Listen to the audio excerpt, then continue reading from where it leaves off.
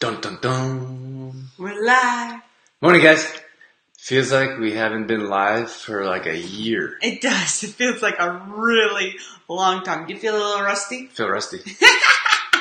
Even set up. We're like running around the house, like trying to get everything set up, and it usually takes just a few minutes. Just a few minutes usually, but we were scrambling a little bit. And you know, on top of that, we forgot it was Friday.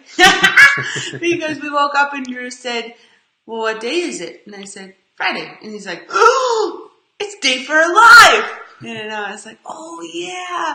And we kind of slept in a little bit this morning, too. So we were running around. But we're here. We made it. I feel like the cameras come this way a bit. Shuffle. Shuffle. Think that's better? I don't know. Then you can't see our CTPs.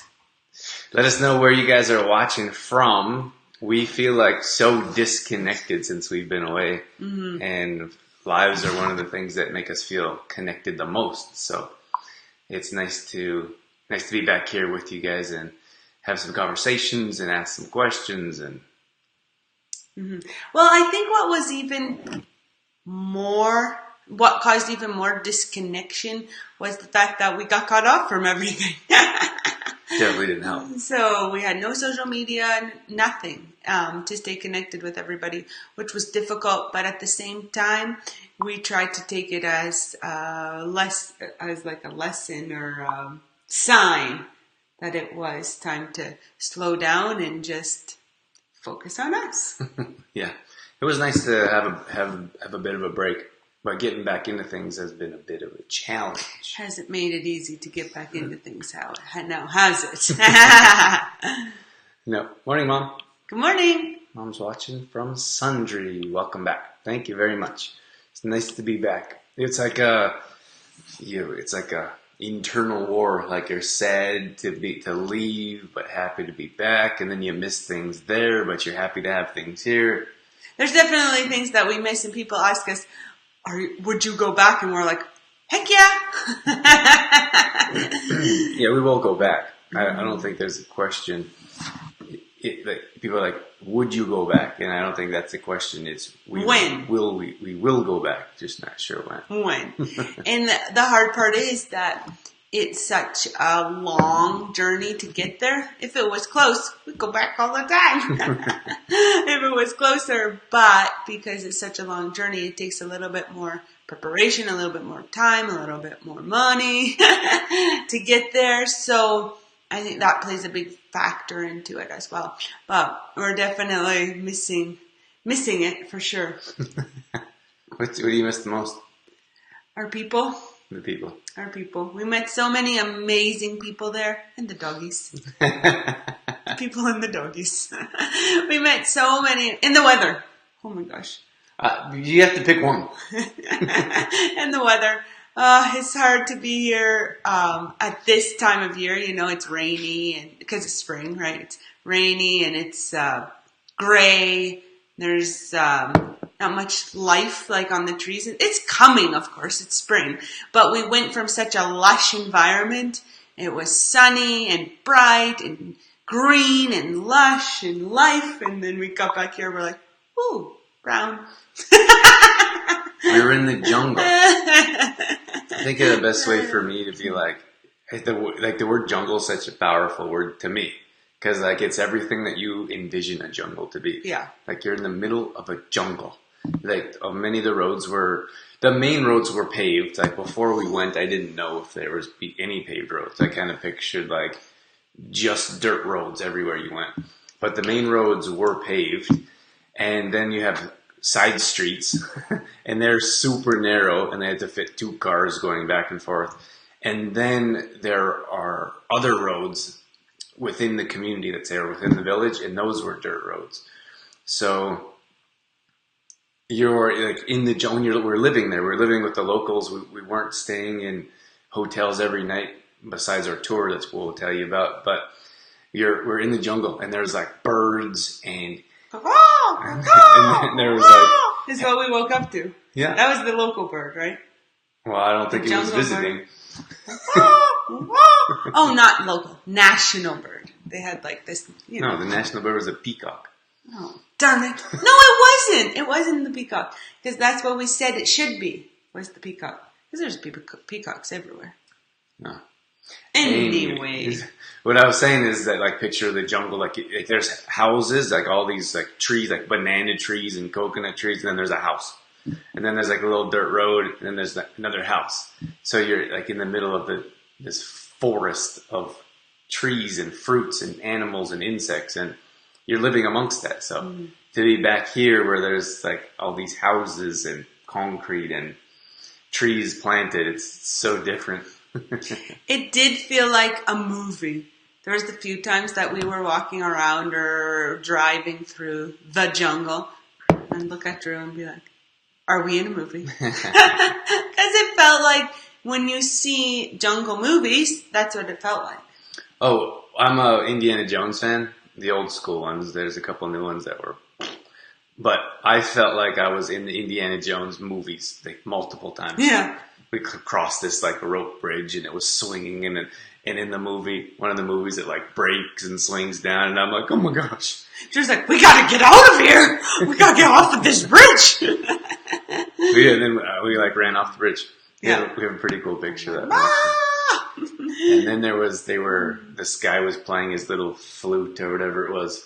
And it was like, the cobra was like dancing to it. And I was like, is this for real? Like, is this really happening? You only see that on TV? Tina's in here. Morning, Tina. Hey, Tina. And then we have Suzanne. She says, let me pull your comment over here.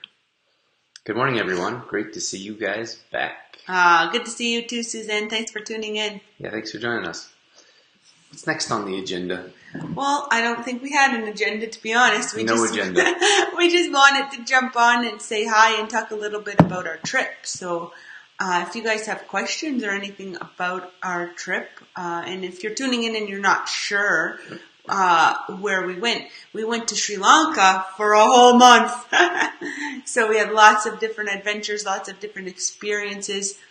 Especially with everything that's all the turmoil going on in the country right now, we experienced so much on an emotional level as well. Very emotional. Mm-hmm. I think that might be the most challenging to deal with now, because there were so many emotions. It was crazy. There was like excitement and happiness, and then like terror. Like we were terrified, and then like the country was on edge. And then there was so much love and happiness. Like people would hug us and they would follow us around town in a non-creepy way. Yeah. And the kids would come and knock on our door. And then the puppies would wait for us in the morning by the door. So you'd wake up and there'd be these happy puppies all like waiting for you. Tails wagging. Tails wagging. And then leaving, like tears are rolling down our faces. It was so hard to leave. And like this family was there to send us off, and their family now, and they were strangers before, and they took us in and they took care of us, and it was there's so many ups and downs, so emotionally for us to be back, it was like, it still is a bit challenging. Yeah. We felt, yesterday was a week since we were back, and... Morning, Cindy. Good morning, Cindy. Yesterday was a week since we've been back, and I finally felt like I was getting a footing. Before it just felt like totally upside down. What time is it? What day is it? Should I be sleeping? Should I be eating? What should I be doing? Mm-hmm. Where's my people? I literally felt like I was upside down, like trying to find myself to like get back, like get my feet back on the ground. Yeah. I felt like I was like wandering around, not like lost in our home and in our environment, which was even more challenging because you're like, this is supposed to be secure and welcoming and familiar, I think. Because when you're away and you're going to so many different places and seeing so many different people, there's no familiarity. Did I get it? I think you got it. Familiarity. Oh, it's a tough one. We just had the spelling bee at school yesterday, and I gotta tell you, there were some words I was like, oh my gosh, don't even know what that word is. And the kids were just spelling them right out. It was pretty amazing. Anyway, side note. Morning, Louise. Spelling bee.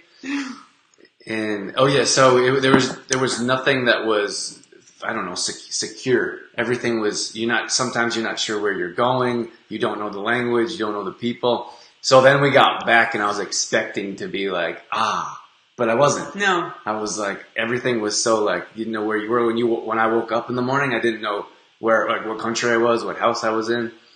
So that was a challenge as well. Mm-hmm. It definitely was a challenge to get back into it and just become familiar with where we are again, right? Mm-hmm.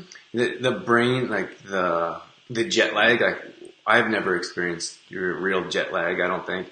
And I've traveled to Australia, Germany, like none of that really bothered me. And then of course we go to LA quite a bit. Excuse me, but the jet lag coming back, it was like foggy, like visually foggy, brain foggy, and then we couldn't sleep. Like if we sat in one spot, it could be 3 in the afternoon or 10 in the morning. We'd be falling asleep. Doesn't matter. Poking through. Had to sleep myself. I think I was poking you. Maybe you are poking me. Don't go to sleep. And I'm like, my eyes keep closing. It was like 6 in the evening, and we went to bed. And we were trying to get like back to, and we were like just a half an hour. I was like, 20 more minutes. Maybe we can make it to 7. Let's just try to make it to 7 before we go to bed, and we're on the couch. Because the first couple nights we got back, we were falling asleep all the time at odd hours. So then we'd be up at 2 or 3 in the morning, like wide awake. Like, wide awake at 2 a.m. Let's go. Where are we going? What did Louise say? Cindy waved at us. She said hi on Instagram. Hello, Cindy. Louise said, nice to see you back at it. Cindy, do you have school today? It's the long weekend. Woo! How much of good planning is that? I got back from the trip and then it's the long weekend the first week back. I didn't actually plan it that way. It just kind of happened, but it's kind of a nice way to slide my way back in to teaching. Vanda's over here on Instagram. Morning, Vanda. Hi, Vanda. Louise says, nice to see you guys back at it. Thank you so much. It was a bit of a struggle. We got back last Thursday at the time of this recording. So we have this is going to be played again on other platforms like YouTube, for example. So if people are watching this later, we got back a week ago and we had entrepreneur night Wednesday night. Yes. Wednesday night. So Wednesday was the first, like Wednesday morning, I think entrepreneur night helped me to get some excitement back because you're so drained. And I think we're highly motivated, high energy type of people. And we were so drained and I had no energy and I had no enthusiasm. I was just like a zombie, like getting through day by day, like hour by hour. So Wednesday was the first day that I was excited. I think entrepreneur night helped because I always look forward to it. But then I was able to build some momentum, and every day after that, it's only been a couple of days, but I'm feeling a bit better. Mm-hmm. Yeah, we feel back. We feel alive now and ready to go. Ready to go. Ready to catch up with all of you, get back to our videos and what we do. Yeah, we got some comments here. This Instagram is a bit hard to see. Vanda said, good morning. So nice to see you both. Nice to see you too, Vanda. Thanks for tuning in, Vanda. We have Dolphin Lover over here. She says, hey guys. Hey. Thanks for joining us. And so today we're pretty much just talking about Sri Lanka. It's been a while since we did. Well, it hasn't been that long. How long has it been? Maybe 4 weeks? Well, the thing was that before Sri Lanka, Drew was in LA and I was here in Olds. And so we haven't done one together in a super long time. So it feels even longer. You did some by yourself and I did some by myself when we weren't in the same place.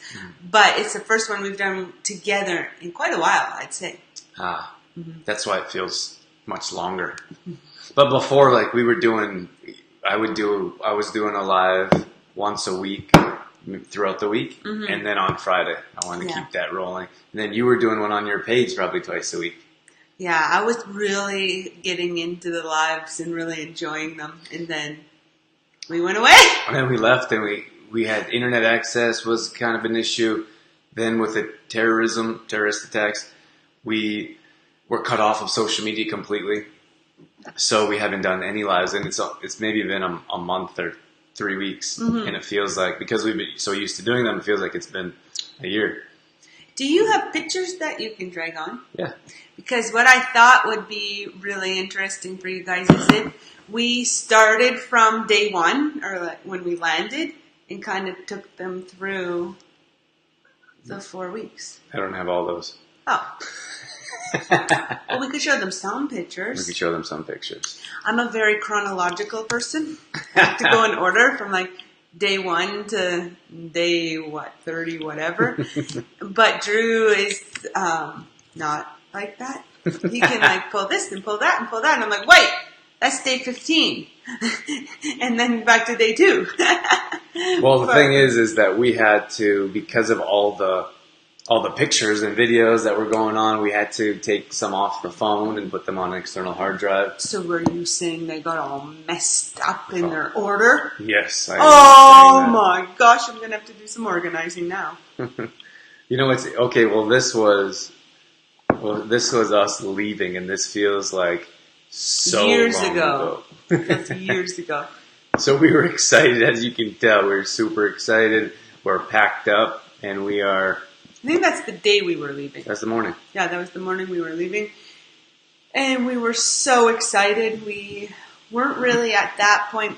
You know what's interesting is nothing really prepares you for a trip like this. Like we felt super prepared with what we needed and what we had packed, and we were super excited. But I don't think people had asked me, well, was it what you expected? And to be honest, not sure if I had any big expectations.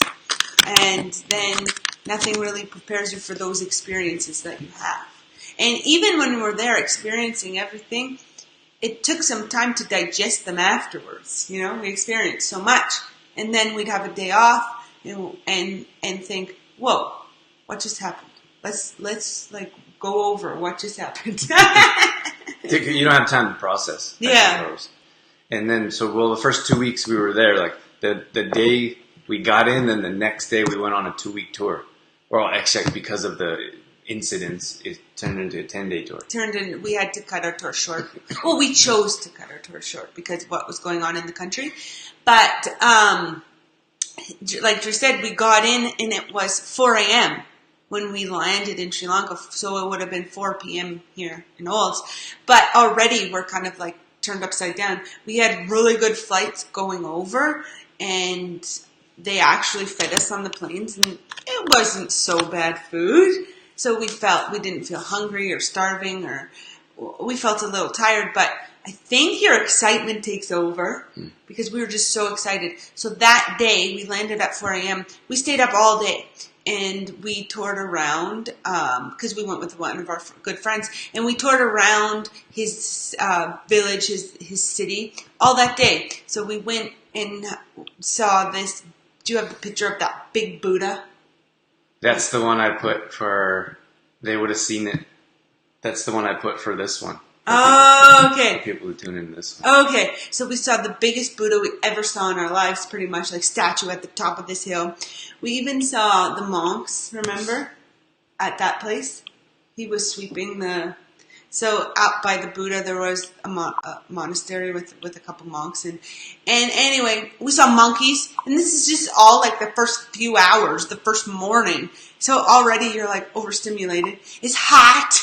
It was so hot already, and that we just went activity that first day.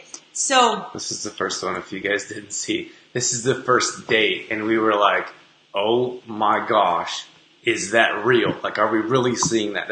That's bigger than a house. Yeah, that's way bigger than a house. That's like a small building. Oh, it was huge. Small, like not skyscraper. I don't know how you say that. Anyways, it was so big. Like, you can't imagine how big it was. We were like little ants next to that thing, and that was the first day. So it was kind of like we got off the plane. It was like, bam! It was like monkeys and monks, and we had Buddhas, and we had fresh fruit, and we were like, where are we? Like in a different world. Oh yeah, the first day, like we got in, it was like papaya and coconuts and pineapples, and we're like, oh my gosh, I love it here. Oh yeah, our friend like cracked open a coconut the day we got there, or that morning, and was like cutting open a fresh coconut, and we're like in heaven. It was amazing. Okay, we got a few comments here. Oh yeah, we like comments. Let's see, what do we got? Tom Cruise is actually in Our Sri Lanka. Player! Good morning, our cricket player. We miss you. So I have to tell you that these guys were amazing. So we had a chance to, unfortunately, again, because of the incident, all the workers weren't working because there were no tourists. So super unfortunate, because the whole town of Negombo, where a couple of the bombings were, was vacant. Mm-hmm. All the tourists left. There was no one there. There was empty buildings. There was no one eating at the restaurants. It was a very sad situation. And so we met these guys, and they pretty much changed our whole trip. Yeah. They were playing at they were working at a restaurant a couple hotels over, and then of course there was no tourists, so they were playing cricket on the beach. So our friend Dylan was like, "Hey, let's go ask if we can play cricket." So we went over there and we played, just broke out in like this. And to be honest with you, when I got to the city, I was sad. It was like deserted. There was nothing there. There's no one on the beach. We were the only ones in our hotel. And I was like, oh my gosh, how are we going to enjoy ourselves for the 3 days that we're here? And so we started playing cricket, and it was like everything was forgotten about. These guys just welcomed us in. It was like we were one of them. We were playing and laughing, and it was such an amazing experience. Mm-hmm. I did not play, but I watched. Well, do you want to talk? And it's so cool to be able to stay connected. Like I guess Facebook has offered that ability and technology to be able to stay connected with people you meet all over the world. Mm-hmm. Do you want to tell them about how these guys came over that night? Yeah, that was so much fun. So they played cricket until the restaurant had closed. And then later on that evening, once they all got off, or no, I don't even know if it was that night. It might have been the next night, but it doesn't matter. So we stayed connected through playing cricket with them. We stayed connected, and the next day I think we went and saw them at the restaurant, and then we invited them to come hang out with us when they got off work. So, we expect a few people to come over. We were at our hotel, come over to our hotel and, hang out. But all of them comes over, like so many of them. And we no, I don't think we had drums that night, did we? Not a drum. But anyway, they were playing music, and that's one of the things that I enjoyed so much about their culture is the music. And they make music out of nothing. So drumming on chairs or tables or having a bottle and a spoon, and they all come together and sing, and it's so much fun. And sing and dance, and it was just so much fun. And it was like they have their own, I think they have their songs that they're used to singing together, but you just hang out and someone starts like tapping on the table, and then someone starts singing a bit, and then a couple more people start singing, and then someone grabs a bottle and is like clicking it with the lid.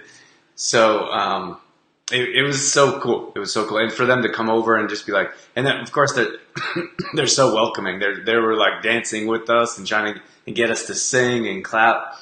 And it was such a cool experience. And then we had little like that food, remember? Food platter with like fish and everything on it. Yeah. And we're eating fish and like Lloyd. He was feeding us fish. His dad was a fisherman, so he was teaching us how to eat the fish.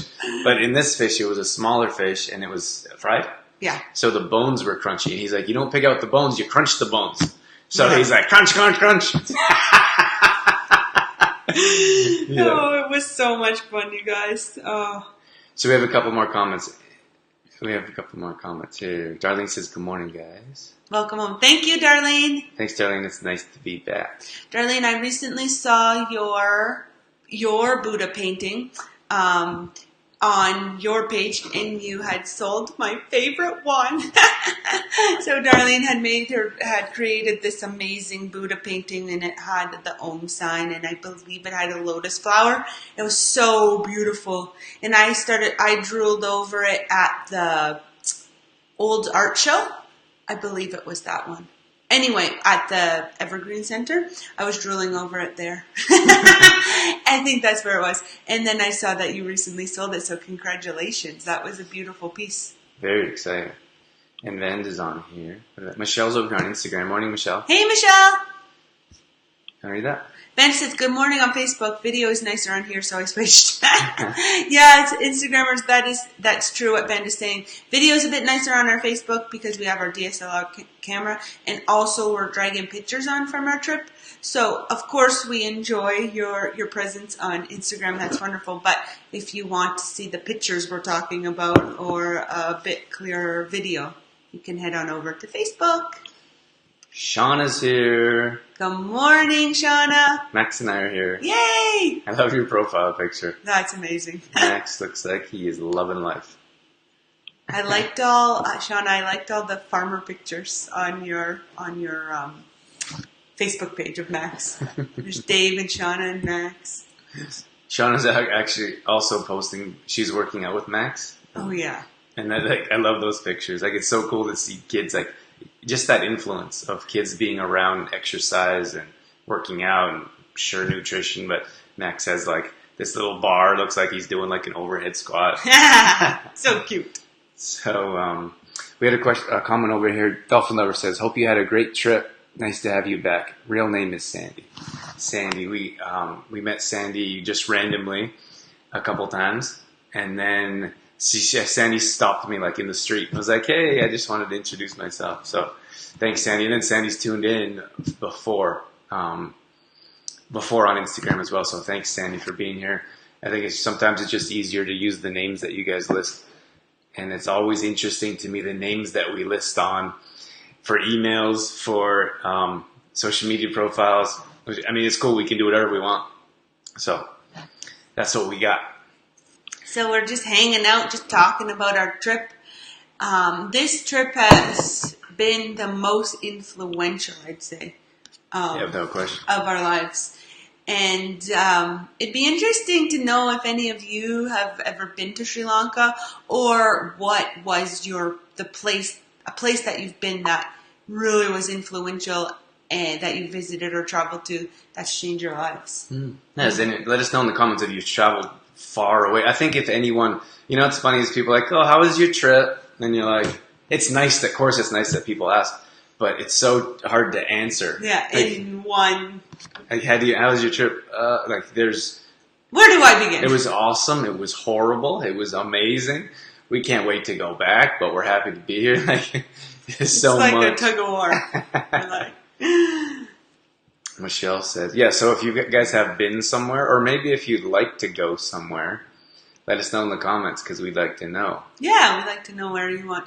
And if anybody has the desire to go to Sri Lanka or would like to visit Sri Lanka, I know the state of the country right now isn't the best, but we believe with all the love in that country and like such great people that it's going to rise above. And love always outlasts or outlives hate. So we believe that the country is going to be upheld and uplifted. And if it's something that interests you in the future, that we would definitely be able to help out. And we'd like to, sit down and talk about it if you're ever interested, for sure. Michelle? Michelle says, morning, you two. Nice to see your faces live. Thanks for tuning in, Michelle. Thanks, Michelle. Shauna says Africa. She went to Rwanda 2 times and Kenya. Yeah, Africa's on my list. You know why? I'm going to tell you why. Okay, tell us why. So, my grandpa was a world traveler, and my mom always says that I got my travel bug from my grandpa. I spent a lot of time with my grandpa as a kid. And anyway, he would travel around, and he would go and teach English. So he taught English because he was a teacher like me.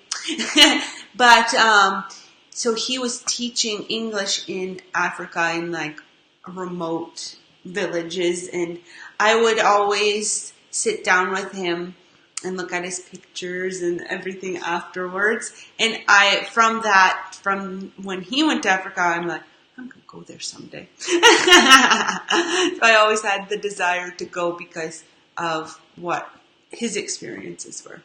Yeah, that definitely helps. We got JLo on Instagram. She says, I can't hear anything. Weird. Oh. Maybe turn your volume up on your phone, but then you can't hear this. So, volume up. I'm not sure. I don't think anyone else is having volume issues, so sorry that that's happening. I did want to mention this book. I want to give this book away. This was a book that was sent through one of our publishing houses. And so I did an interview with Mark Allen. He's actually the founder of New World Library. So it's pretty cool. Like New World Library is a pretty big publishing house. Smaller in the giant world of publishing, but it's pretty big. They send books over and authors over all the time. I got a chance to talk with Mark, and he gave me some business advice, and he talked about Tantra for the West. I think the word Tantra is in other realms, it's known as for sexuality, but that's not what he means here. But anyways, it says the path of living the life of your dreams, and I thought that was fitting for our travels to Sri Lanka. So if you guys stick around till the end, we'll put your name into a draw for Tantra for the West. Okay? Thought I'd throw that out there. Good. I can't hear anything weird. Oh, I already read that. Vanda said something here. Do you want to read Vanda? So did Michelle said something too.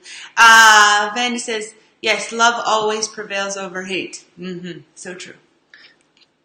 And then Michelle. I'd want to go to Wales. My mom was born there, but I'm terrified of flying, so we'll work towards that one day, maybe.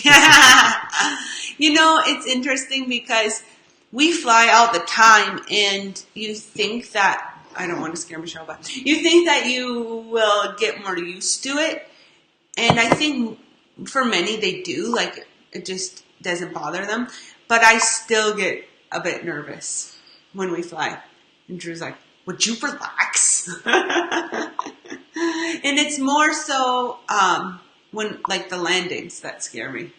And, oh man, one of our landings, I can't remember where it was, Drew, because we had 3 flights to come back. And he was, like, the pilot, he was, like, turning the plane like this, like, on its side, is what it felt like.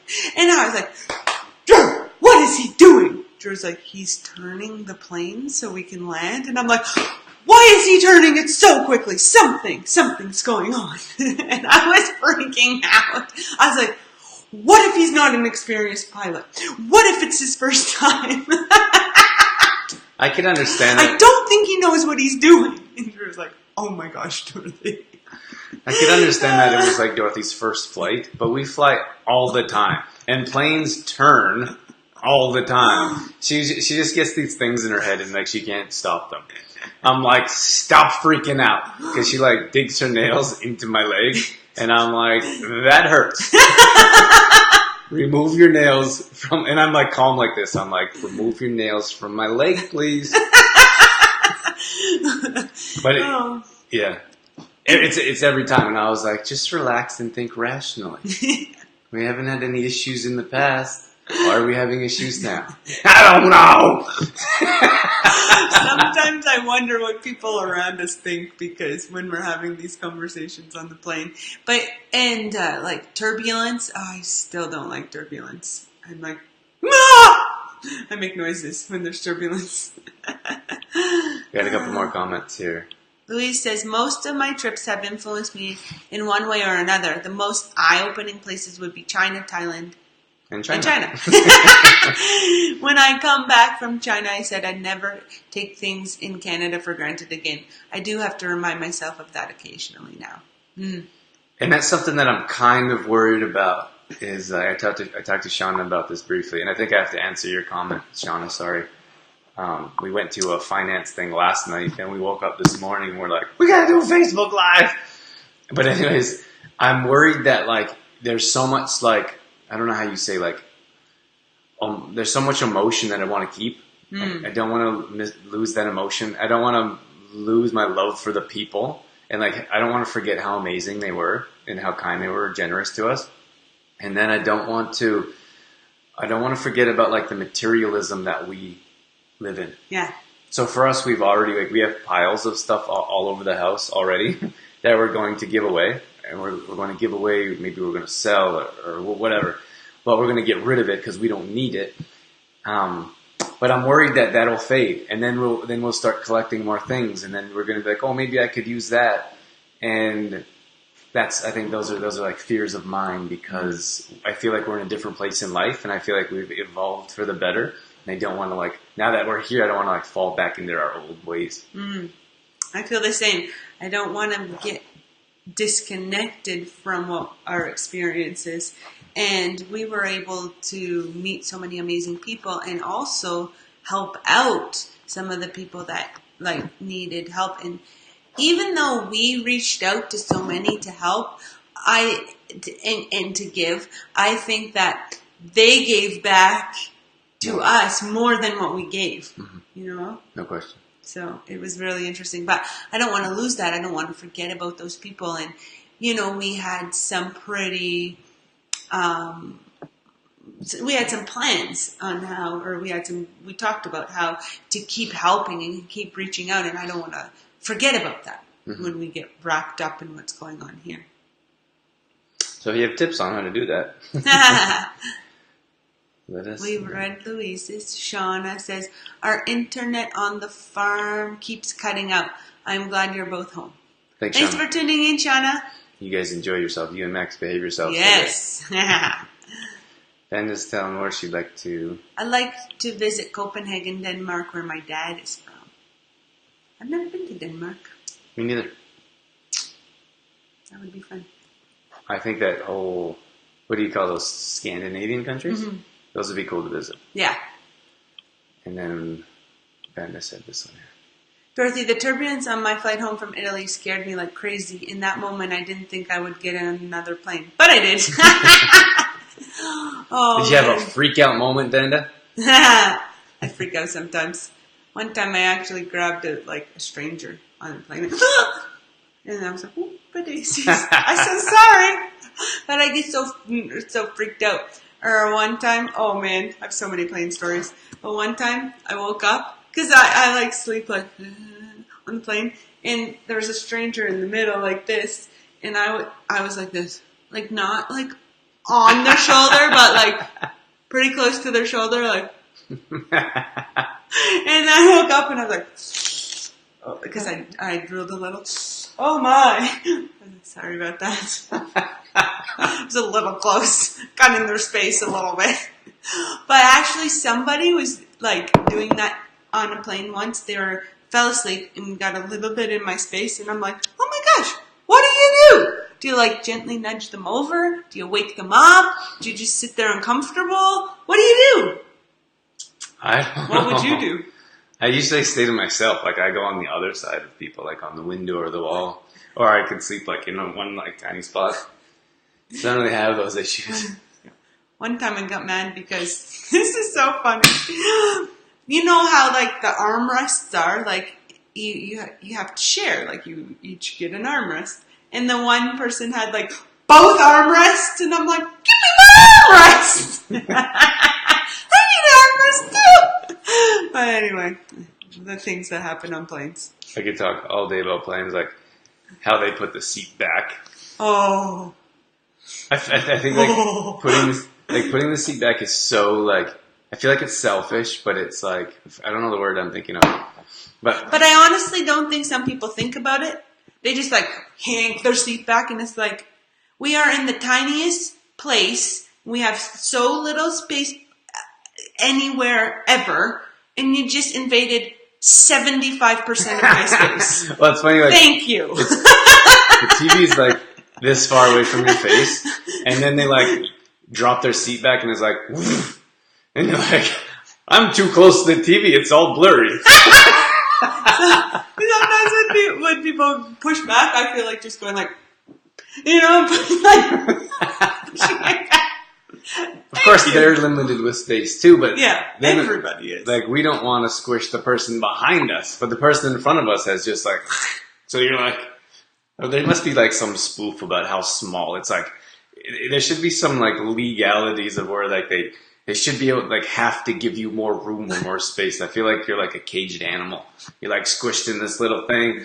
Your face is this close to the back of the seat, and you're paying like thousands of dollars to fly. Oh boy. All right, we got some comments here. Jody Campbell. Morning, Jody. Hey, Jody. Thanks for joining us. Thoroughly enjoyed all of your photos you shared from your trip. Oh, thanks for following along. Thanks so much, Jody. I was sharing like crazy on Instagram, and then we were putting up posts on Facebook, but every picture was going up on Instagram, and I was like, I wonder if people are getting tired of this. But anyways, we shared until we got cut off, and then it was difficult to get back on, so we still have a bunch more pictures to share. Those are probably going to go on Facebook and a few on Instagram as well, so you guys can check both platforms if you want to continue to see our pictures. I wanted to say I posted this big, like, nasty looking snake. It was huge. It was like bigger than I could show you on camera. So we were on the beach. On the beach. We were going for a morning walk on the beach, and all of a sudden there was like this big, long, it looked like a sea snake, this big, long, and then Drew's like, is that an octopus arm? Remember? Yeah, I thought it was like a giant octopus arm. It was like That's what it kind of looked like, but there was no like tentacles or anything on it, right? Well, there was an open end. No, there wasn't like suction things. Yeah. Like suction. You know, we all picture like suction cups on the bottom. There wasn't anything like that. I think it was like a giant. People said it was an eel, but I think eel is like skinny. Yeah, like this was humongous. And it was round. Couldn't imagine an eel that big, but we don't know, right? Yeah. I think it was a sea snake. And yeah. Anyways, J-Lo said that all women worry too much. And then she said airplanes suck. So uncomfortable. So, well, what They're else? so uncomfortable. Oh, we got Tom Cruise in here. We are waiting for you very much to see you in Sri Lanka. We will be back. Be careful what you wish for. You may never get rid of us. We are definitely looking forward to coming back, and we're grateful that we're able to stay in touch with you guys as well. So thanks for being here with us and staying connected on social media. And then we have Shauna. Shauna says, I'll watch online. Max is busy. Love you guys. We love you yeah, too, you can Shauna. always watch later. Thank you for tuning in, Shauna. And then Sue. Well, hello, Swamp Lil. We haven't seen you for quite some time. Thanks, Sue. Sue is still sharing some of our posts, and she's still here online with us, like many of you guys. So thanks so much. I think for one of our biggest trips to go away for a month, like we heard that social media or internet was good there. I think it was good, but we ran into some issues. But it was one of my fears. I don't know about you, about leaving for a month and not being connected to our people, to you guys, and to like I feel like if we're not around, then people forget. Forget about us. So I think that was one of the things, but to be gone. Like if we go away for a trip like this, how are things going to be affected, or are we going to have to start all over and like try to get like business going and people to know who we are? One thing I wanted to mention, now that I see Sue's name there, tuning in, thanks Sue, was Sue had donated for us to give to the kids in the village some little notepads and pencils and erasers and sharpeners. And we had so much fun giving those away. And it was just so amazing to see the kids' faces light up. Like, oh. And one of the girls that we had given some of your things away to, Sue, she was older. I don't know how old she would have been, maybe 14, 15, and she had younger siblings. So we had given the younger siblings a few, things toys that were much too little for her. But then she was studying hard at school, right? Like, anyway, so we thought, she could probably use some of these pencils and the notepads and stuff at school. So we had put together a little package for her with some of your things, Sue. And when we gave it to her, we said, here, like we thought that you would be able to use this for your school. And she just lit right up. She was so happy. She was so happy.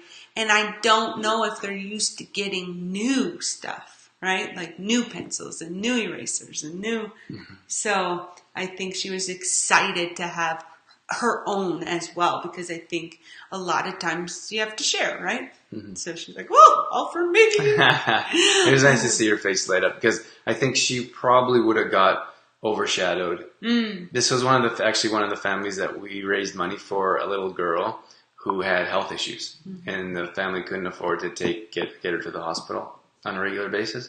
So we raised some money for her. So we were able to give some money to the to that daughter. And then we gave some toys to the little boy, and then we didn't have toys for the older daughter. So we didn't want her to feel left out or that she was being looked over. So we thought, like, we heard about how the schooling system works and how they lack some of the essentials they need that we take for granted every day. So we were fortunate that Sue had given some of us those things as a donation. So we gave them to her, and she was so happy. I can see her face just light up. Yeah. Because she was pretty serious. Very serious. And she kind of stood off to the side. I'd imagine she felt left out in a lot of situations. So we gave her those things, and her face just lit right up, and she was so happy. Mm-hmm.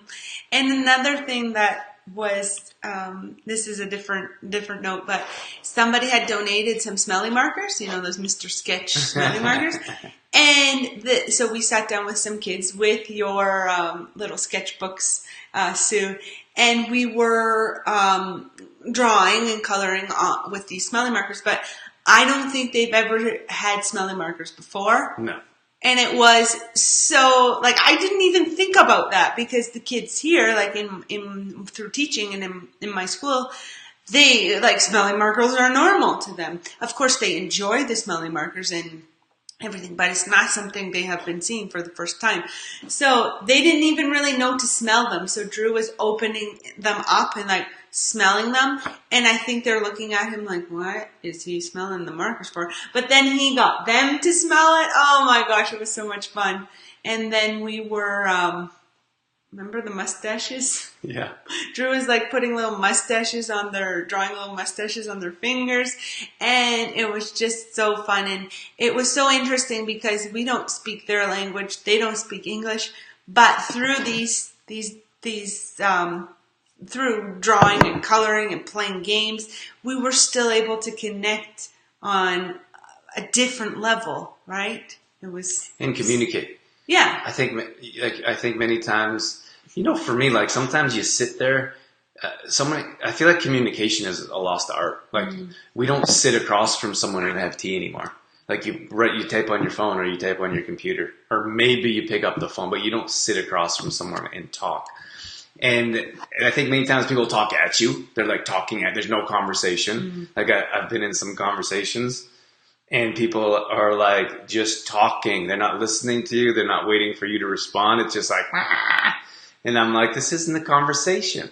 And I feel like we had a better connection and more conversation, if you will, and neither of us spoke each other's language. So we had to think of other ways to connect or other ways to communicate.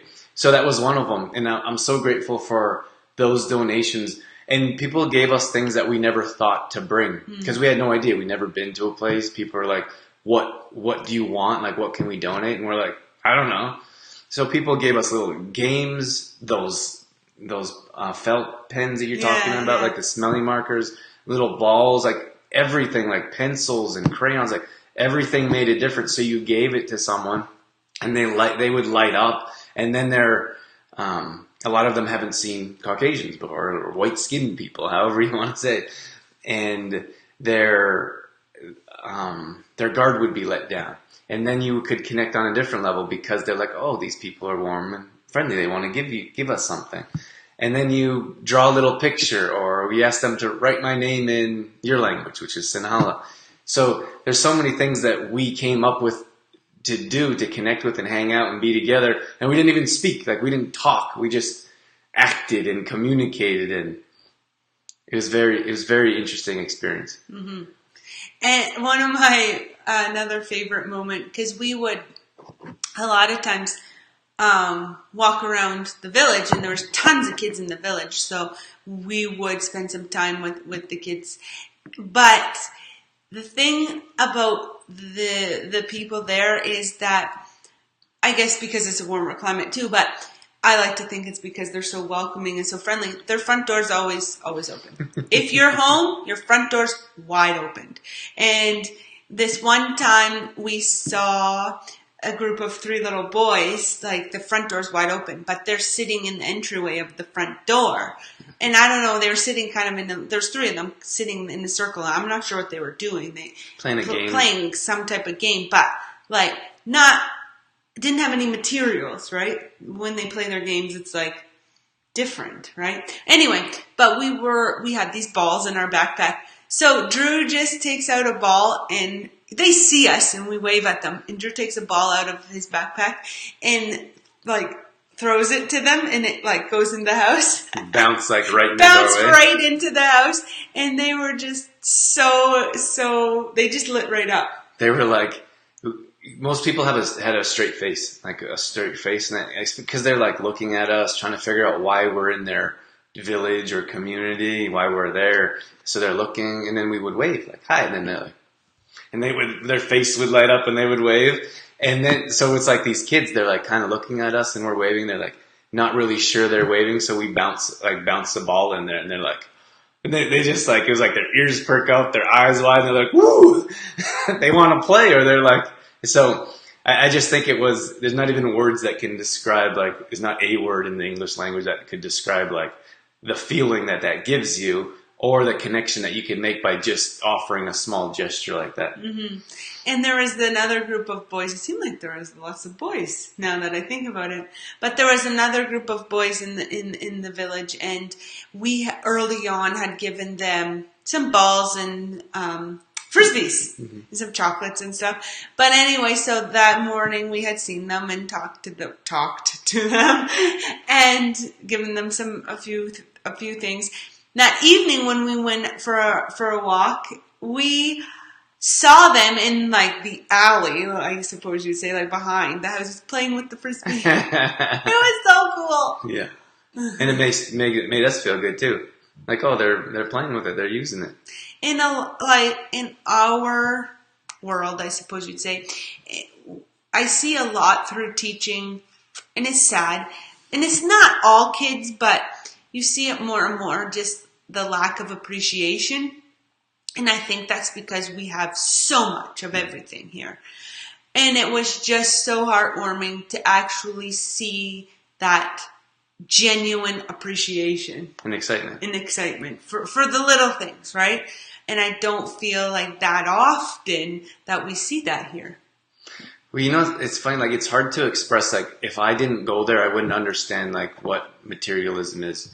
Or I wouldn't understand when I say, they have nothing, when I say that, I wouldn't understand that if you don't see it.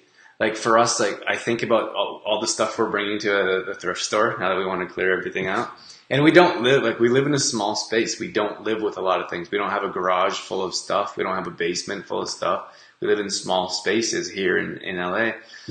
But we still are cluttered with all these things. So when we go to the thrift store, like, they don't have a thrift store full of stuff. No. That to give away or to sell cheap. Like, they don't have that. That's clutter. Like, that would be the things that aren't essential. They don't have. Mm-hmm. So for us to have all these things, and for us to that was something I thought of while we're here. Like, I really liked giving things to kids, or like connecting to like a perfect stranger on the street. And here, I think that would be an insult. If you're like, hey, little guy, or like tried to like talk or play with a little kid, I think it might be a bit insulting to the parents or the kid. And then if you gave them a toy, they would be like, I got 6 of those. I don't want your toy.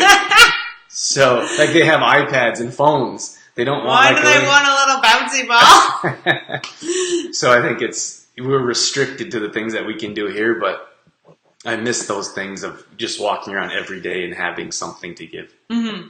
And of course, here there is variations. Like we do, I think sometimes we overlook that there are lots of people, there are people within our country, within our communities that could use, could use some help. But I think there it was just so prominent, right? Yeah.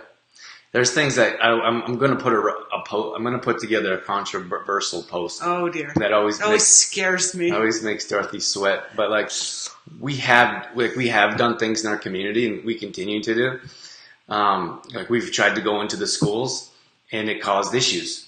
Like it caused issues to an extent where they asked not to continue to do that.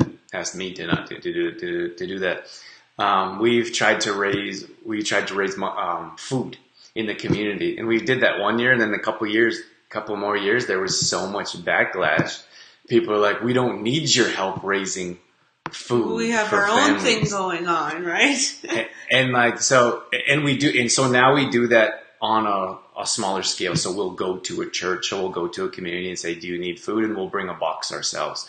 But for me to think that like there's people in our own communities that struggle to find food or pay rent or put food in their kids' lunches, for example. So for other people or organizations to be like, "We don't need your help," it's so bizarre and obscene to me to realize that we live like that. Like we live like that in our community, and you can go to another community like across the world, and people welcome you with open arms. Mm-hmm. And not only will they give everything they have, but they'll accept. And I think that we have an issue accepting in our society mm-hmm. because we're too proud, or we don't think that we deserve it, maybe. Mm-hmm. Mm-hmm. We had a couple comments here. Thanks for the comments, guys. Yeah. Keep the comments coming. We love, one of the things we love so much about our live shows is that we get a chance to interact with you guys. So we absolutely love getting comments, and we like hearts as well. Hearts, thumbs up. So those hearts coming. Those really help us too in our rankings with the hearts and the thumbs up, and of course the comments. But on a more personal level, we love to interact with you guys. So Sue says we can never forget you, your family. Aww, you're so sweet. Suzanne, thank you, Suzanne. Very kind of you. You're our family too. Yes, that's so nice, Suzanne. And this is Sue. Been watching everything you have put on. Don't worry, Dorothy. You guys are unforgettable. Thank you, Sue. Thanks, Sue. Very kind of you. And then Sue also said thanks for giving this stuff to her. Aw. You're welcome, Sue. Thank you for the donation. When I went to pick it up, Sue, before we left, when I met you to get your donations, and I saw what you had donated, I was so happy. Like, oh, this is so perfect, right? So I think it was from the school teacher and me. We had when we went, we had a package of, we had a one big suitcase. And that was just donations. So when I say big suitcase, so when we travel, we usually travel with just carry-ons. So a backpack and a small suitcase.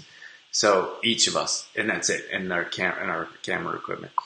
So when I say big suitcase, we checked on one big bag, and that was all donations. So that was super cool. And if we were to go back, I would bring 2 full bags of donations. Yes. And then the second bag was a few of our pieces of clothing, and then food.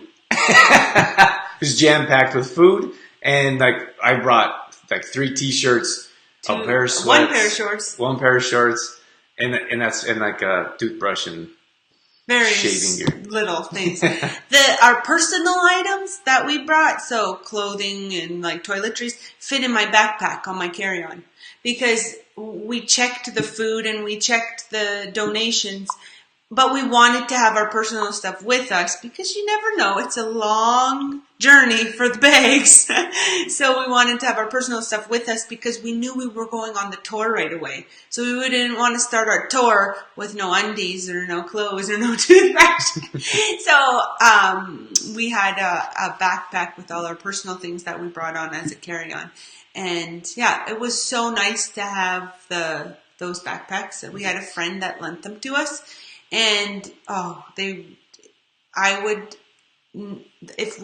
when we travel again, it'll be backpack all the way. Like those hiking backpacks, they're so helpful. Yeah, for sure. And we got a few comments coming on here. Melinda's in here. Morning, Melinda. Good morning, Melinda. She says, nice to have you guys back. Nice to be back. It is nice to be back. And then Suzanne says, I have an idea. The stuff you have in the boxes have a yard sale and use the money to send to the families you met. Oh. very good idea. That's an awesome idea, Suzanne. And we're thinking about having a yard sale this weekend, but we're just not sure about the weather. Mm-hmm. And then we're looking to set up some kind of fund. I don't know if anyone has any experience with that. Oh, we got to run. Sorry, I know there's a couple people over here on Instagram. We're going to get cut off in 10 seconds. Thanks so much for joining. Stay here, Facebookers. You guys can come over to Facebook and catch the end of our show if you like. Bye. Oh, whoops. We weren't really watching Instagram. They always have a limit to an hour on Instagram. So if it ever happens to you and you're on Instagram watching us, and we only have an hour, so you can always pop over to Facebook after, because Facebook doesn't have a limit. Mm-hmm. Okay, I was just saying about I don't know how to set up a fund. Like, I've never done that before. And we met this amazing family, super nice and grateful, and we wanted to help them. And this was one of the little girl that had the health issues, and she needed treatment on a monthly basis. So we wanted to raise some money, and we raised another post I have to put up here soon. Many posts. That I want to share with you guys. We raised about $500, which is a lot of money for them. And then we had some more money come in afterwards. So we want to set up a fund so in case people want to donate in the future, we have that for them. And that money is going to go straight to them. So we're setting it up so our friend's mom is going to get that money, and they live kind of next door to them, so she can give that to them. So I don't know how to set up a fund like that. So if anyone has any ideas, I don't think I want to use like a GoFundMe page. And I think there's a limit. So this is something like, it's an ongoing thing. So we want to have it like a page so people can donate when they like, if they want. And so we can use some of our, like Suzanne says, like if we make some money on the yard sale, we can put that money into the fund. And so they can withdraw it, like maybe every time there's $100 or $200 or whatever it is. Yeah, it's tough because the only ones that I know about is like non-for-profit kind of organizations, right? That raise money and fund money. So I don't know how you would do it as like that, but maybe someone else knows. Yeah, if you guys know, let help us out. If you can help us out. And the other thing is, like, for us, it was like we try to donate on a regular basis. Like if someone's doing a run for, what do you say? What can you say? If they're raising money for a run? Yeah, if they're running, or like Dorothy's run on numerous times and she's donated or she's raised money for a number of different charities. If our friends or family are doing something for a charity, we donate. But when you donate, you don't know where that money goes. And I'm not saying you shouldn't donate, and I'm not saying they don't use that money for proper purposes. What I'm saying is that you don't see the end result. So for us to raise that money, and we physically gave it to the little girl, and then the dad's eyes were like tearing up. And later our friend translated, and he said that he didn't know if he should cry or if he should laugh because he was so happy, or he was very confused because no one's done anything like this for them before. And the little girl was so excited, and the mom was crying a little bit. So like we got to see that and be there. And I know that those of you that have donated money didn't get a chance to see that either. But what I did was reach out to the people, and I said, I'd like to send a picture of you and your family to that family to let them know they've helped you out. And here's a picture of their family of who you've helped out. Mm. So I think it's a bit more personal, and you get a chance to really see the difference and meet the families that you've helped. Mm. And they get to meet you as well. Mm-hmm. So we're putting that together. So if you want to help out, you can help out. Yeah. We had a couple other. Oh, this is just Tom. That's not Tom's real name, by the way. Tom, spell your real name in Sinhala. We meet people around the world on different occasions, but you're very good. We've never seen many good people, and we'll never forget. We feel the same. You know, Drew and I have both traveled a lot. But like Sri Lanka is left, like it's a piece of our heart now, because we have never met such amazing, caring, loving people in throughout our travels as we have in Sri Lanka, and we will go back. Yeah, we'll see you guys again. Yeah. And like that comment right there, that just shows like what kind of people you guys are. So we're looking forward to seeing you guys, and like we look forward to staying in touch. Hopefully, we can get some of you coming to Canada. That would be amazing. And hang out. But like when people welcome you in without expectation of reciprocation, or they welcome you in as like we never felt uncomfortable. Like even though we didn't even speak the language, like you'd sit there and people like they try to talk to you, or they offer you food or drinks or whatever it is. I never really felt uncomfortable. I felt more welcomed in a different country with perfect strangers than in our own country. Yeah. And you know what left an impression on me too was that the affection I'm trying to describe it like there was no fear of having affection for one another, as in giving hugs or like kisses, not like pecks on the cheek and I think sometimes in our culture we're too, how do you call it, too closed. Like in their culture, it didn't matter if it was two guys hugging or two guys showing love for one another, like that, dancing together. Like it didn't matter. They're just so loving and so caring. And I said to Drew at one point, could you imagine two guys like showing their affection for one another in Canada? Like, you know what I mean? And love it, it's just so loving and so caring and so genuine. It's so genuine. Mm-hmm. I just think of so many things, like so many experiences that we went through. Like guys were dancing on the dance floor. They were like pulling me on there to dance with them. And you do a little bit of that here, but there it was like in their culture. It was like how they live. So it was so cool to experience that and be a part of that. Mm-hmm. That's his mom. She's out of here. Got to run to an appointment. We'll catch the balance of your show later. Once again, welcome home. Thanks. We love you too. Thanks for being here, Mom. Thank you. And Sue said, who will take care of your dog? I know. The doggies. Actually, our friend was saying that he was going to ask one of the people in the village, remember? To feed the dogs? To feed the dogs because, while we were gone, he was going to give them some money or something to feed the little doggies in the village.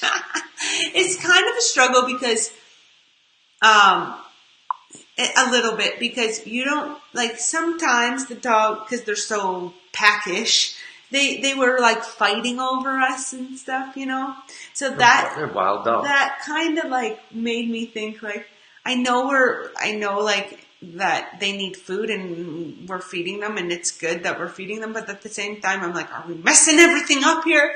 Did you ever feel like that?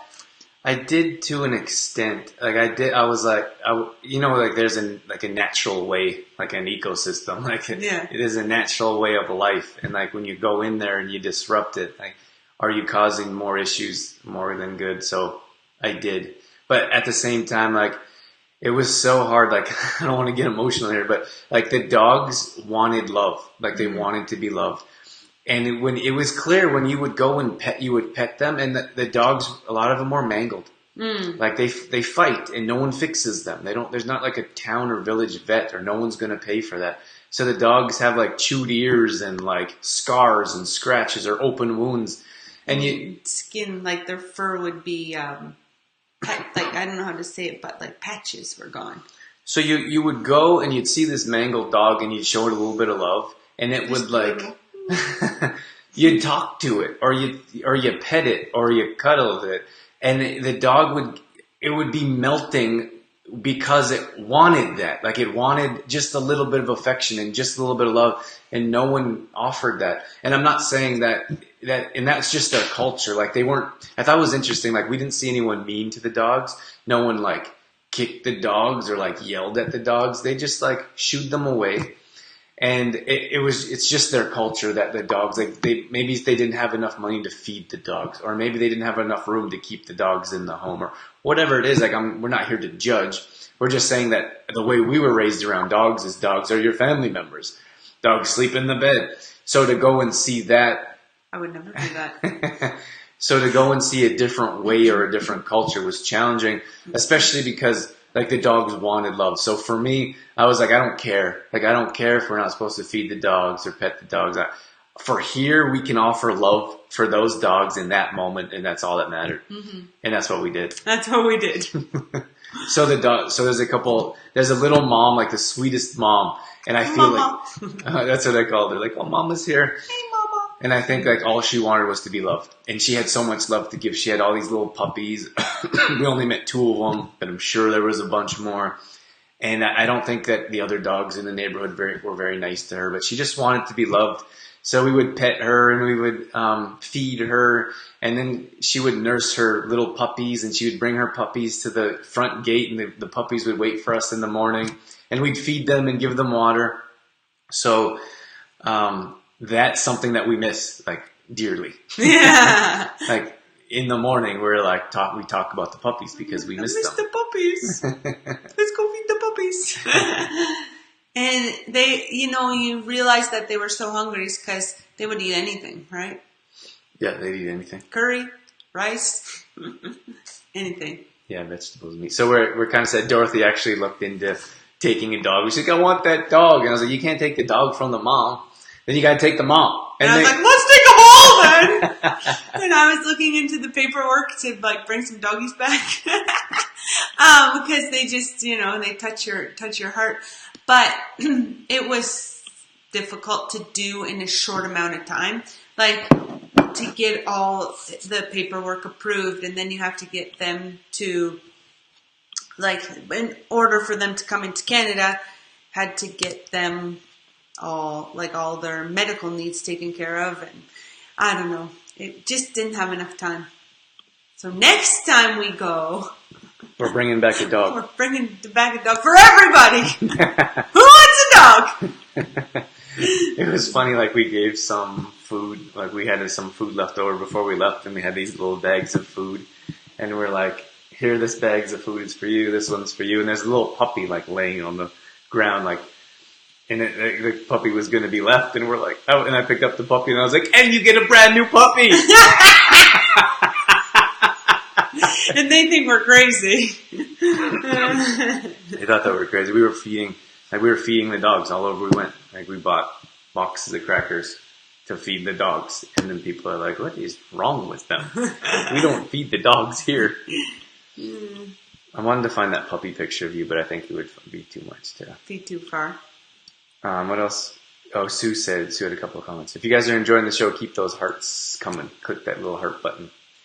Sue says, we are a huggy family. People look at us strange. We don't care. It is who we are. I love that. I'm a huggy person too. I hug it. I'm huggy. I hug it out. I'm huggy. You know what's funny is like they, you know what, I wanted to mention this. One of my favorite customs of what they do is they go down on their knees. Like usually like the younger ones go on the floor, or the older ones, maybe they crouch down a little bit lower, but it's a way to honor the older people in their lives. And I feel like for us, like many times we forget about the older people in our lives. So we like kind of push them off to the side. And for us, like they live in larger families, or they move in with their elders or their parents or however that is, like much different than we are. Like we move away from our families. Well, we learned that the custom was that, when you marry, it's traditional when you get married that you move in with the husband's parents. So that was like their families, like in one household, there was a bunch of families and kids, like grandparents and, little kids and siblings and. Mm-hmm. And so they live in bigger families, but one of the customs is when they leave is to go down on the ground and then they say something, like some kind of blessing. I don't remember the words. But that was one of my favorite traditions that they have, is to honor the elders, and I think that we kind of forget about that here. Mm-hmm. Yeah, to show your appreciation, right? Just as that hug thing, like I enjoyed hugging the people, and many times like that's not part of their tradition, is hugging. Like they do other things, like they go down or they like bow. You say go down. They bow, or and for us, like we just wanted to show our affection. So we would hug these strangers, and sometimes they would be like, not really sure what to do. Like, oh my gosh, they're hugging. But then I came back here, and I'm like, and you go and you hug a few people, and then you're like, do they want to be hugged? And then I'm like, is it too awkward to hug? And like, it's unfortunate that I have those thoughts because like, you just go and hug someone. Like, it's not that big a deal. Mm-hmm. Anyways, those are my thoughts. And then Sue had another comment. I wondered about that too. I would find it hard to take care of them. Not to care for them. Dorothy's a little dyslexic, so when she misses up words, it's her nature. Yeah. Nobody ever told me that before I met Drew. And it's dyslexic. funny because I was always a struggling reader as a kid. And I had to go to like the special reading room, and I had to do reading program over the summer and stuff like that. Or I got to do, I suppose. But nobody ever said like anything like that to me before I met you. Maybe you're a little dyslexic. Maybe I am. Well, it's bizarre to me that you went through the school system and no one was like, but Dorothy will like mix up words or she'll say them backwards, or I think because of the French language, she struggles to find words sometimes, which is fine, but sometimes it's clear. It's like, how did you get it that mixed up? So I think there's a little bit of dyslexia going on. Possibly. I'm not sure. We should probably wrap things up soon. Do you guys have any other questions, or do you want us to share any other parts of our trip with you? I wanted to like go from like day 1 to day 30, and we didn't do that. Dorothy's structure. I wanted to show more pictures to you guys, but we just talked the whole time. But maybe we could do another show sometime and show more pictures. Maybe we could do a slideshow. Oh my gosh. I plugged in our external hard drive and it's not turning on. Oh, so we can't get our pictures? Yeah. Okay, that's all right. I really want to share pictures with you guys, but maybe you're sick of our pictures. If you guys want, why don't you let us know in the comments? Do you want to see more pictures? We have been posting them throughout the last month or so. Yeah. But yeah, let us know maybe in the comments if on another show, maybe next week, if you would like us to do, talk more about the trip and like our adventures and what we did. Or if you're so sick of our trip and want us to move on with life. There's a couple things I want to mention. So we're thinking about doing a 10-day fitness challenge here locally at the park outside. I know a lot of you are watching from other areas, so that wouldn't be possible. But if you are watching and if you are interested, can you let us know? We're thinking about running at 6 a.m. in the morning. Crazy for some people, I know, but we've run them in the past in the summer and people have loved them. So we're thinking about running that again. So let us know if you're interested.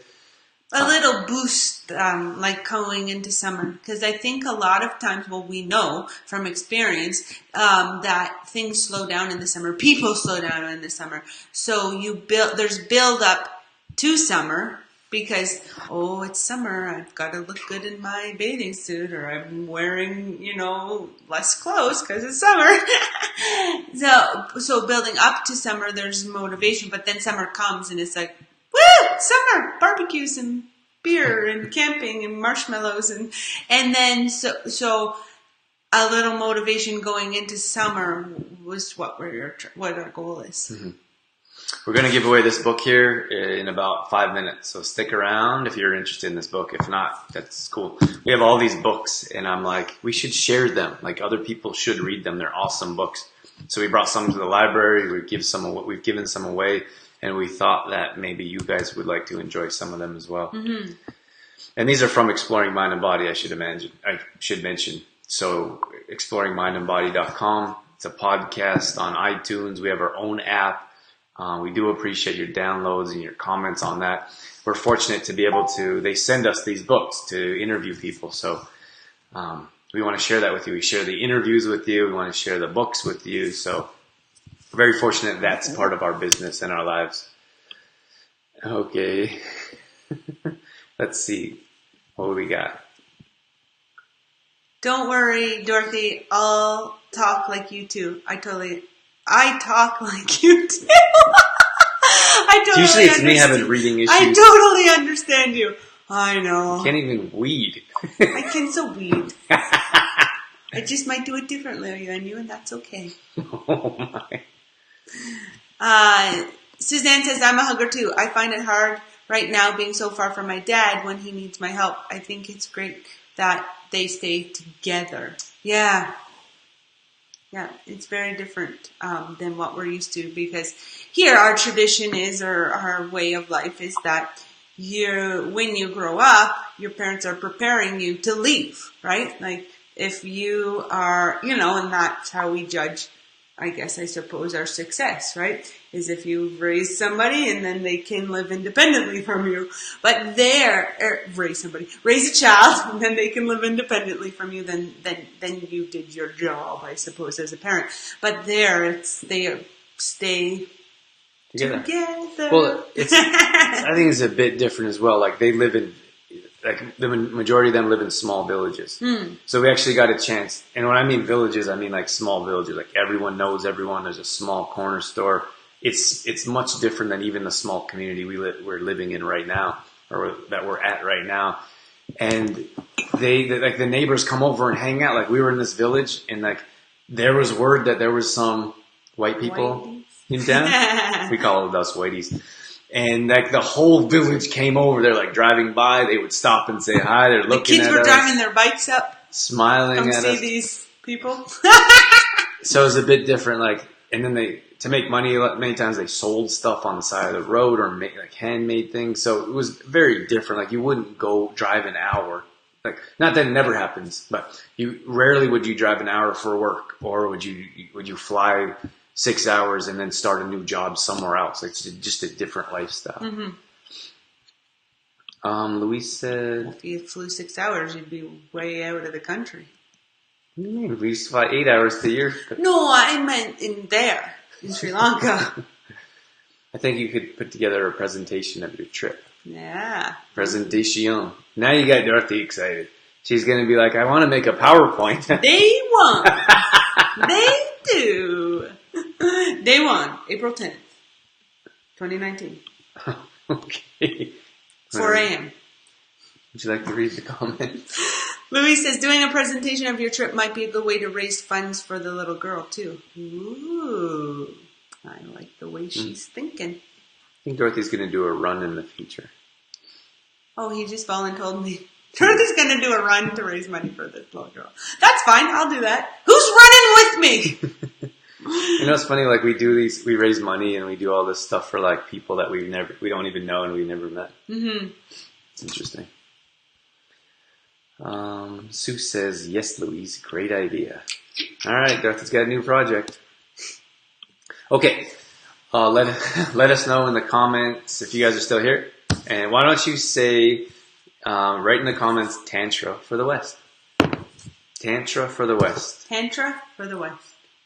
And leave that in the comments if you're interested in the book giveaway. If not, then don't worry about it. And then we have Complete Truth Protein. Unfortunately, we're at a place where Complete Truth Protein slows down when we're not around. So we still have a business and we still have to feed ourselves. So those of you that might be interested in Complete Truth Protein or might know someone that please help us spread the word. Complete Truth Protein is our product that we designed. It's great for baking. It's great for smoothies. And well, that's how you use it. You would use it in baking and smoothies, but it improves digestion and increases energy. So that's the goals of our product. Yeah. So if you need some help, we haven't talked about our product for like a month, and I'm like, what do we say? So if you're looking for a gluten-free product for your baking, or if you need some help with digestion, for example, or if you need a boost of energy, then or increasing your metabolism, right? You can throw it in smoothies, and it's a great way to get a quick meal in. So if you're not used to breakfast, for example, using Complete Truth Protein in your smoothie will help you increase your metabolism and have a great breakfast or a snack meal, for example, in the afternoon. Helps boost energy for that afternoon crash. So this bag here is for baking. This is quinoa and hemp seeds. It's very simple. It's a powder form. And then we have this one, quinoa, hemp seeds, maca, and stevia for smoothies. Smoothies, baking. Those are the differences. These are 2-pound bags, and we also have 1-pound bags. Let's see. Sue said, I just bought a bag. Thank you so much, Sue. Thanks, Sue. Where did you buy a bag, Sue? I'd be interested to know. We have a couple places. We're actually, it's funny, like, we know all of you guys here. There's only a small handful of you still hanging around here. So thank you for being here with us. So we know you guys on a more personal level. I think those of you that are still with us, but we're looking for. We know that if we're not here and promoting the product and pushing the product, it doesn't sell like it usually does. That was very clear going away. But we're looking for distributors. So we have a handful of different people that we've contacted and that we will be contacting. So we're looking for different avenues to sell the bags as well. So that's why I was wondering where you've. That's I was wondering where you bought your bags to, because we want to do a better job of supplying those that are where it's being purchased and finding new places if it's not. Mm-hmm. And Michelle says CTP for the win. So Michelle's actually a distributor in the Red Deer, Sylvan Lake area. So if you're in that area or you know someone that are, we can definitely set you up. Michelle can deliver or drop off for you. Sue, okay, I missed these. Tantra for the West. Do we need a piece of paper? Oh, I should grab a piece of paper and do our draw. 1 sec, guys. Sue says, Trudy picked me up a bag from your gal in Olds. Ah. Who's that? Who's our gal in Olds? I don't know. Oh, okay. I don't know what you mean by that. I'm not sure what you mean, Sue, but that's okay. Thank you. Thanks for your support. We really appreciate it. And then Louise says, maybe more people need to get on board with auto ship for CTP. It works great. Thanks so much, Louise. Louise is one of our longest supporters with CTP. She orders every month, and we actually put her on auto ship. So each month there's an automatic payment, and then each week we just ship out a bag each month. So that was just it's just convenient. So sometimes people are like, oh my gosh, I don't want to get stuck in an auto payment, so I have to pay every month. But for Louise, she was ordering on a regular basis, so she'd have to put in her credit card, and then the order would have to come through, and then we have to ship it out. So this way, she doesn't have to do that. It just gets automatic charged and automatic shipped. We don't really think about it. It just goes out every 4 weeks. So that's pretty cool. So if anyone's interested in that, that's definitely something that makes it easier for everyone, I think. Thanks so much for mentioning that, Louise. We should probably mention that more. Not sure we're great at talking about that yet. And then we had Michelle says CTP for the win. There you are. Michelle. And then what else do we have here? And said Tantra further west. Okay. We'll read those. These are very tiny. As soon as Dorothy got the smallest piece of paper possible. I bought the last bag from her too. She did your markets. Oh, Dawn maybe? Yeah. Oh, probably talking about Dawn. Vanda, Sue is still here. Who else? Okay, so Vanda said Tantra for the West. Suzanne. And Suzanne, Tantra for the West. And then we have Sue. Yep. And Louise. Louise. So we've got Louise, Suzanne, Sue, and Vanda for the draw. Anybody else? We missed you? Yes, Dawn. Got it. Thanks, Sue. Don't want to miss anybody. So Louise, Sue, Suzanne, and Vanda. If there's anybody else that wants into the draw, let us know. We'll be drawing soon. Michelle, do you want into the draw? You can't see the names. They're too tiny. One of your names is on this. They are on there. Okay, we'll draw right away here. Oh, we have this little tiny camera that we never use. It's not plugged in right now. Dorothy doesn't like when I use this camera. What's wrong with this camera? Why don't you like this camera? Dorothy, I'm talking to you. I know, I'm not answering. You lost the name! I lost the name? Yeah. 2 names, what are you doing? This is Dorothy freaking out. Could you imagine her on the plane? Where did the name? Did you get Sue? You dropped Sue. Sue, he dropped you. Is it on my sock? No, it's right there. Oh. Okay, we've got Louise, we've got Vanda, we've got Suzanne, and give me Sue. Switching cameras. I wanted to show their names. Look at that. Sue. And then... It's not focusing very well. Because I put my hand too close. Just relax. Take a relaxy taxi. That's what Drew always tells me. Can you see that? Is it too close? Suzanne. Okay, Drew. That's enough. Dorothy's losing her patience. Louise. Okay, let's go back to that. Vanda. I like that camera. Suzanne. Give me Sue. Yeah. You're hogging Sue over there. Give me some Sue love. Okay. Okay, that's all we got. Yeah, I think so. Okay, we didn't miss anybody. Woo, woo, woo, woo. Okay, pick one. Okay. Just one. Who wants to read it? You want to read it? I can't see it. Vanda! Yay! Vanda, you won the book. Tantra for the West. Congratulations! Over to you. It's actually Vanda's anniversary. Vanda's anniversary coming up here. Oh, really? Happy anniversary, you two. Yeah, so this is your anniversary gift. From us to you. It's very cool. It's a really good book. I actually thought about not giving this away. I thought about keeping it for myself. Drew does that a lot. I like books. But it's a good book, which I think is great. But what do? You read a book once. Well, sometimes you read books more than once. Really only read business books more than once. Yeah. I've read like The Alchemist and a couple others more than once, but most. That 4-hour work week we've read so many times. Oh, business books I'll read many times, but. Anyway. But I just want to mention real quick. I was going to I wanted to have like a library of these books. That was a goal of mine. I wanted to have my own library. So I was collecting these books that I never read, and then I was like, then we went away and came back and we're cluttered with all this stuff, and I was like, I don't really need a library. But you know what? I saw in this beach house. It was just like a 1-bedroom kind of beach house thing. It was an ad on online. And I thought of you, Drew. I didn't share this with you until now. But they had like one smaller wall, and it was in their living room, and it was all books. And I was like, hey, that could be Drew's library. The end. Why did you tell me that now after I gave away 20 books? Because I just saw it. But the thing is, Drew, how would you get if it was a beach house, how would you get all your books to the beach? I don't know. We would work it out. I'm okay. I feel like just thinking about that now, I was like, man, that was a dream of mine to have my own library because I love books. So I just got a little emotional, like, oh man, I just gave away my dream. Your dream has evolved and changed. That's okay. That's okay. I'll have another dream with less stuff. I don't need a library. Excuse me. I gotta run. Gotta get ready for it. Thanks for tuning in, Michelle.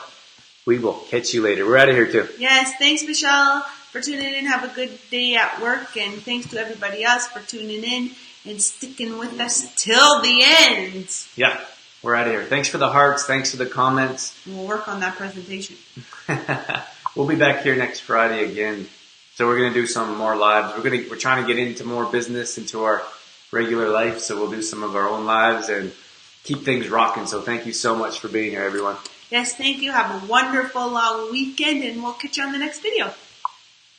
See you guys. We got some love here. Oh. Chip says, get more books. Yes, get more books. There's lots of books.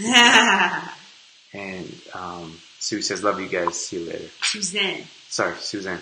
Love you too, Suzanne. Yes, thanks, Suzanne. Love you too. Take care. Gotta go for a run. Awesome, Louise. Oh, yeah, Louise. A run. Go for a run. We're gonna go for a run today too. We're going for a run today too. Yeah. All right, guys, we're out of here. Have a great day. Bye, guys.